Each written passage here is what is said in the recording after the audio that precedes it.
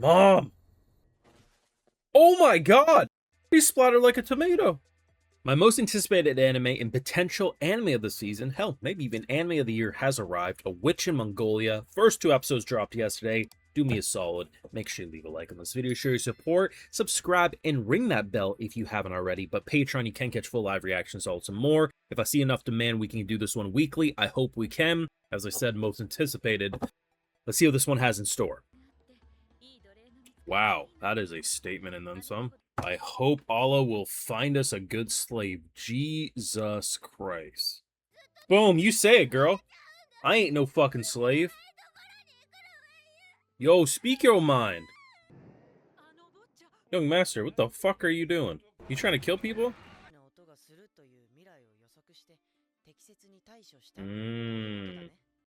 She's out here afraid of studying because she's just going to become more valuable and sold away. He's presenting it as, you study, you have more possibilities you can learn to predict and become even better. Well, girl's like, well, it's nice that you want to travel the world and find your importance in life. I have washing to do, says the slave. Holy shit. Is this kid gonna fucking die?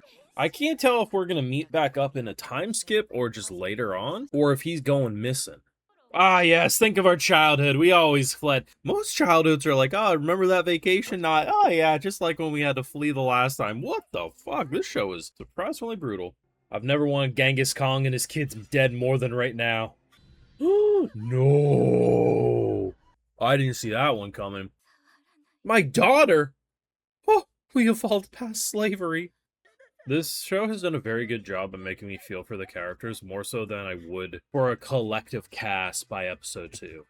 By showing the reality of war, you feel so terrible for everyone involved. Now, we covered the trailer a few moons back, and I thought it looked great. I immediately said it reminded me of Ranking of Kings, which is one of my favorite modern anime. I think what they did visually was fantastic, and the story equally as so. And I didn't know much about it. Didn't really dive in too much about this one, but I will admit, yeah, it sounds a little monkey brain, a little oonga boonga. Oh my god, the visuals are why I wanted to watch this one. But this wasn't your, like, Sakuga slop fest where, like, oh my god, the characters are bouncing around the screen. No, I was looking at this as, damn, the aesthetic of the world. The way it has this, like, Ghibli character animation. This feels like it's going to be an emotionally engaging story. And I'm happy to report that fuck yeah, it was. Had this been a 1-episode drop, you would have had me saying the same shit I'm about to say. Yeah, I wouldn't have been able to talk about the depressing masterpiece side of it, but I'd be able to talk about the world, the culture, and how it's showing a style of storytelling you wouldn't normally see, especially from Japan. I'm trying to remember the last time I watched a well-produced, high-quality production that focused on Muslims, and just, like, I can't recall it. And I'm happy, because usually when it comes to any sort of religious storytelling, it's the same shit every time. It's Christianity, it's Catholicism, right? It's like, it's the same stuff. So I was actually pleasantly surprised because I know a lot less about this side of the culture. And to be honest, the concept of slavery and the way they were talking about slavery, I mean, anime's no stranger to slaves, but the fact that, you know, this was pretty much going to be the best her life could experience, like, pretty much, we're going to raise you up, you're going to be the best slave known to man, and then eventually you'll go somewhere else. I mean, after spending 8 years with seemingly a fairly decent slave family, I mean, I know it's an insane statement to say. I mean, yeah, she became their daughter. It wasn't just a simple slave dynamic. Only for episode 2 to come crashing in and just have the goddamn Mongolians just kill everyone and just show the reality of the situation.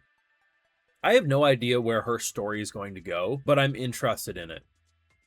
In 2 short episodes, you made me care for a culture and a group of people that I thought I was not going to care about. Because when you start talking about slavery and everything is built around slavery, I mean, if you tell me at the start of the episode that pretty much everything's going to burn down, I'd be like, yeah, you know, anything built around slavery or has incorporated slavery to this degree, I'm probably not going to care too much about. And, you know, hopefully she gets to find it. But in honesty, I ended up caring about this family, which I normally wouldn't say. But yeah, I mean, if something's so integrated into your society, you're going to see that, like, if it's going to exist, it's going to exist, but at least the best we can do is try to treat them like an actual person. I genuinely started to care about these characters. And, you know, when I hear that we're going to be sleeping in a hole for who knows how long, I knew it wasn't going to end well. I just wasn't ready for it to end as bad as it did, you know? Like, The more you watch this show, like the fact that you can grab any fucking shot, and everywhere I look, I'm just surrounded by beauty. And I know how the anime community is. Oh my god, the backgrounds look fuzzy. Look at how sloppy. Like, there are people like that. I will never understand their brains. I'm not going to try to convince them otherwise. But I can grab any fucking frame in this episode, and I think it looks gorgeous. The characters are expressive. Everything about this. And like I said, if episode 1 was just this pursuit of education, trying to better your mind and become as smart as possible and tackle the world and see where you can go, I was okay. The first episode was giving me closer to Orb on the movements of the earth than it was anything else. I was like, oh man, we're pursuing knowledge, we're learning about the universe and the stars. I was like, I am fucking good. And then what did they do? These 6 son of bitches fucking killed everyone. When the reality of war sets in, it fucking hits, man. This show showed in 2 episodes that you can have a lot of things happen. You can have the beauty and you can have the horror. And despite the very cheerful aesthetic, it can still be pain. I'm actually blown away. Genghis Khan and his fucking kid can go fuck themselves. They can all die for all I care. Just the way everything hit and the smugness and the fear, right? Both episodes handled slavery in a way that is so fucking real. You, in the second episode, have the reality of slaves, which is you're nothing. Like, they get a fucking bowl of hot water and something that resembles meat. And I mean, it's like the size of a fucking ant. Probably the size of Genghis Khan's cock, let's be real. It's pain, it's fucking hard, but then you also get the reality of, yeah, there would be some families who would just treat slaves like a member of the family. Yeah, you have a job, but it's like hiring a servant, right? Both episodes show a different side of slavery, and, you know, the episodes do make you uncomfortable, not because of, like, a superficial reason. It's just, like, the way they present the world. It's like, man, there's good and bad, there's beautiful, there's hell. And watching someone with so much light in their eyes, who at the beginning of or, like, near the beginning of the first episode, gets told, like, why you want to try.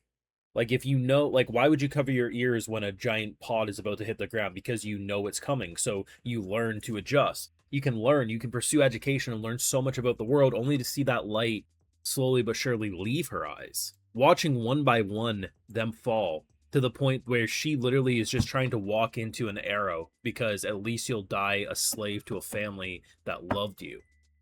This was a very painful intro. It started off beautiful. It was questionable, like, with some of the way they're talking about slaves. I was like, damn, that's a hell of a fucking intro. What happened to Hello? But it was still a beautiful looking show, and you got a sense that the family could be trusted, at least, probably in comparison to any other family in this world. Only for it to come crashing down. I'm not exactly sure where her story will go. We're going to try to get that book back. Maybe Muhammad's still alive, hard to say. But in general, this was not your average anime premiere. Will it be anime of the season? Could it be anime of the year? Time will tell. But this is currently a masterpiece. And it's not too early to say. The rest of the episodes could be fucking ass. And is my opinion going to change about these two? No, I'll just treat it more of a fucking one-shot OVA. More content never removes previous content that's good. That's why I'll never understand a bad ending ruins a show. No, you can be disappointed by it for sure, but it doesn't change that everything came before you clearly enjoyed. And I mean, with the power of imagination, you too can create your own ending. So for me, even if every episode after this is fucking ass, I leave loving this.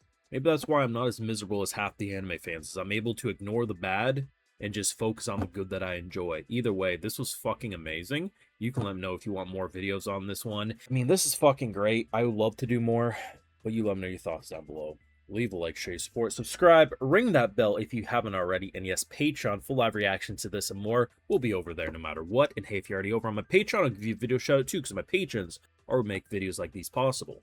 So today we got James Reinhardt, DX, FBC, DC Chip, Old Do, Lorena Frazier, Marcus Rugers, alias Cortez, and we also have Jose Raffle Caster. So I appreciate the support, everyone. Please take care, and you all have a good one.